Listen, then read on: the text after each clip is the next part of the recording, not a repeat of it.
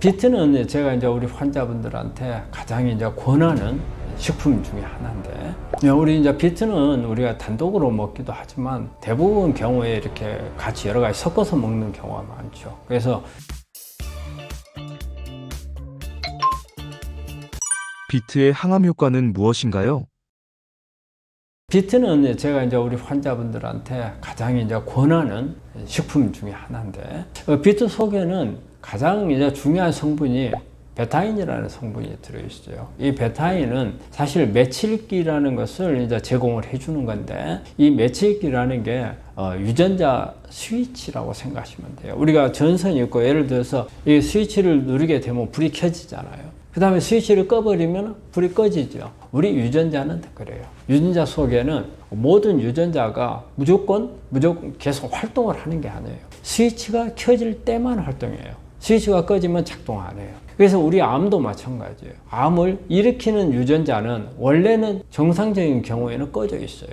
또 암을 억제하는 유전자는 평소 때는 켜져 있어요. 그런데 이게 오작동이 돼야죠. 이게 이제 그 오작동을 하는데 이 메칠기가 관여를 해요.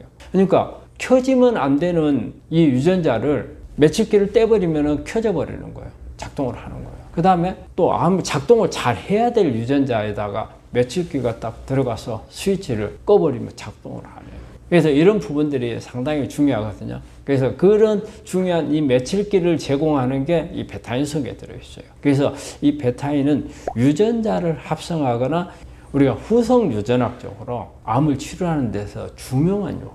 그리고 이 사이클에서 이 메칠기가 또 하나예요. 우리 몸에 호모시스테인이라는 게 많이 만들어질 수가 있거든요. 이 메칠기를 제공해서 이게 하는 사이클에서 호모시스테인이 만들어질 수 있어요. 이 호모시스테인의 문제는요, 우리 심장병을 이야기를 할 수가 있어요. 그래서 아주 그 비트 속에 들어있는 베타인은 중요한 성분이에요.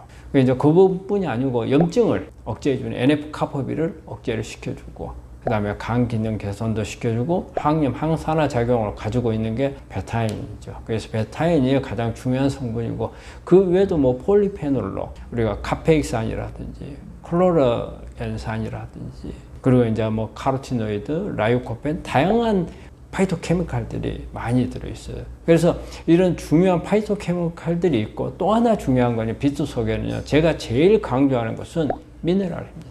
비트는 이런 우리가 그 식품 중에 미네랄을 보고거든요. 그래서 그 안에 뭐 칼륨, 마그네슘, 망강, 아연, 셀레늄, 칼슘, 다양한 미네랄들이 있어요. 근데 우리 환자분들이 되게 우리 산성화가 많이 되거든요. 산성화를 알칼리 쪽으로 바꾸려면 미네랄이 들어가야 됩니다. 그리고 또 우리 암 환자분들은 세포 안에 탈수가 많이 돼 있거든요. 이 탈수를 해결하려면 물만 많이 마셔도 되는 게 아니고 칼륨을 많이 먹어야 돼요. 그래서 이런 칼륨이 많이 들어있는 음식 중에 하나가 비트거든요. 그래서 비트는 미네랄이 아주 중요한데, 그 미네랄을 공급해주는 좋은 소스가 되고요. 그리고 이제 그 외에도 비트 속에 질산염이 있어요.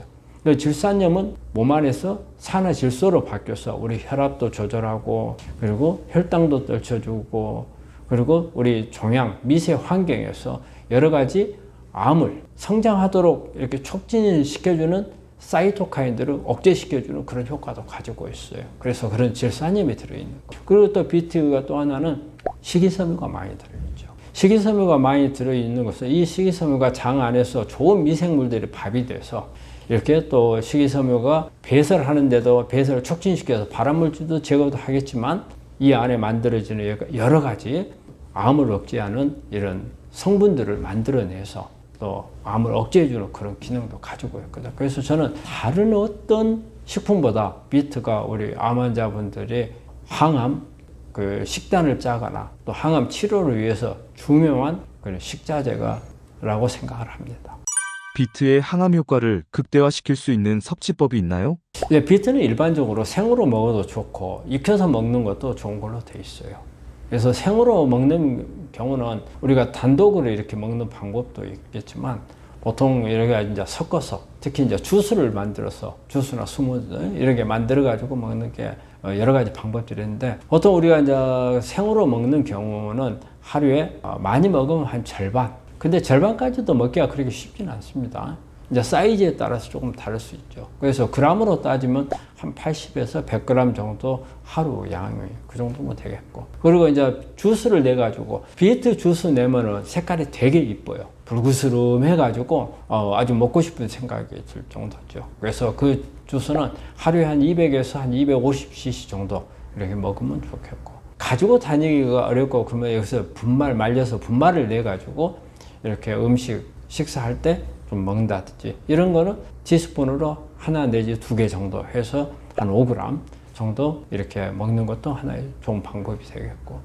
이게 생으로 먹을 때 주스를 내는 것은 아마 그 여러분들이 잘 아는 ABC 주스의 B가 비트입니다. 그래서 이렇게 사과나 당근, 캐럿 이게 같이 섞어 가지고 먹었을 때 아주 효과가 좋고, 또 이게 많은 암을 치료하고 있는 분들이 이 ABC 주스에 대해서 상당히 효과를 본 분들이 많거든요. 그러다 보니까 요즘에는 뭐 이것을 바탕으로 해가지고 여러 가지 어때요? 다양한 방법들을 다른 배합을 해가지고 사는 것들이 다 많이 나오고 있죠. 그래서 그런 부분들에 보면 비트가 꼭 빠지지 않고 들어가거든요. 그래서 그만큼 비트는 우리 항암 음식 중에 중요한 부분이고, 또 익혔을 때는 이제 대개 생으로 먹었을 때는 수용성 성분들이 많거든요. 근데 이제 익히게 되면 이제 수용성 성분들은 조금 떨어지겠지만 지용성 성분들, 특히 이제 카로티노이드, 비타민 A 계통 성분들이 좀 더 훨씬 또 양이 많아지거든요. 우리 영양소 지용성 성분들에 대한 흡수율이 높아지고,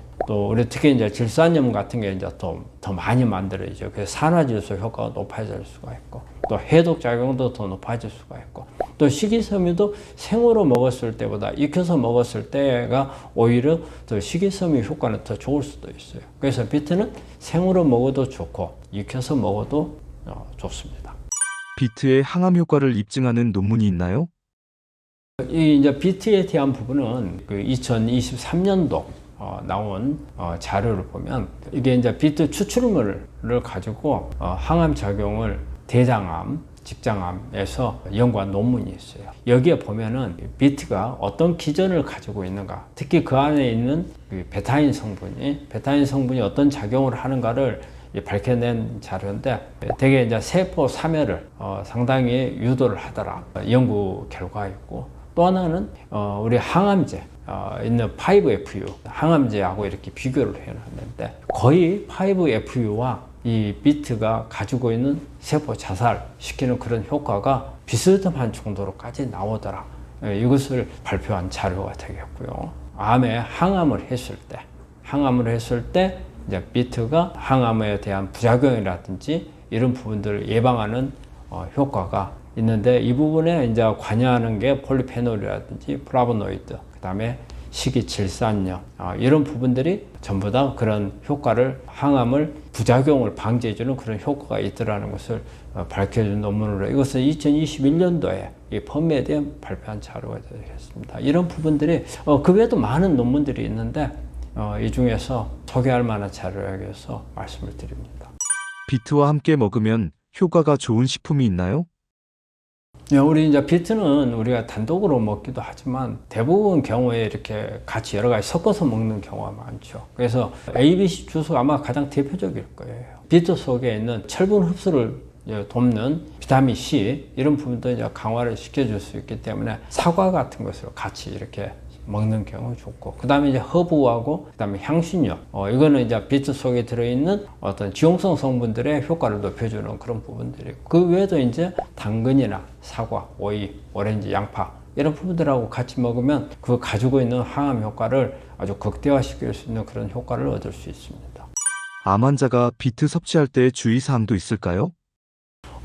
비트를 같이 할 때 이제 주의해야 될 부분은 이제 대개 이제 유제품이 일단 생각해야 될 부분인데, 유제품 속에 이제 칼슘이나 이렇게 질산염이 결합을 해서 혈압을 떨어뜨리는 그런 효과를, 지금 질산염이 갖고 있는 효과를 이 칼슘이 떨어뜨려 버릴 수가 있거든요. 그래서 같이 먹는 것은 좀 피하는 게 좋을 수 있겠고요. 술 마실 때, 그래서 술을 마시게 되면 아세트알데히드가 만들어지거든요.